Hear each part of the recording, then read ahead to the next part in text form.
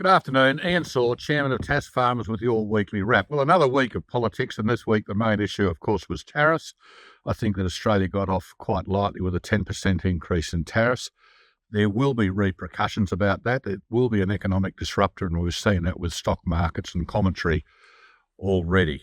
I think what we all need to do is cool our jets, try and keep the comments rational. We need a bit of agri-economic analysis of what this is going to mean to Australia and to Tasmania, and then we can move forward. We may find that there are opportunities out of all of this, and so that's what we need to be looking forward to. The other issue that was a bit of a quiet launch was the new supermarket code started this week, and that's all about how the supermarkets treat their suppliers. This will be reinforced with ACCC teeth, so it should work. So if you're a farmer or a member and you're being badly treated by supermarkets, we want to hear about it and we'll help you prosecute that issue.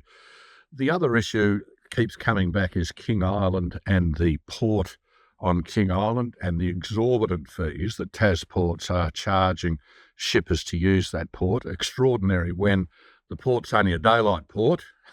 And you would have thought out of all of those fees they're charging, they could have, after 2 years, fixed the navigation light to open that port up a bit more, but that hasn't happened. It's just an example of what the government's talking about red tape putting a handbrake on the economy. It's just ridiculous. It has to stop and it has to be looked at.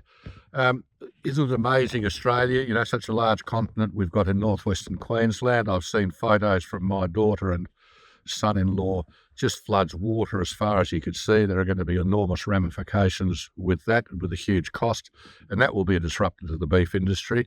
However, then you come south and you get to Victoria, South Australia, parts of Tasmania, including Flinders Island. It's as dry as chips, and everyone's waiting for rain, and there certainly won't be an early autumn break, but we're just wanting an autumn break. I'm also talking about expenses for the farming community.